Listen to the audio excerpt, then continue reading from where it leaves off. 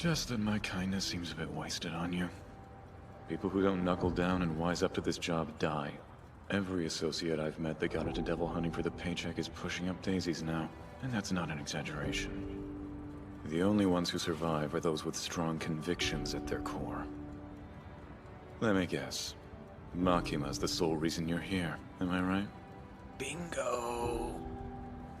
Then I'm glad I beat the crap out of you.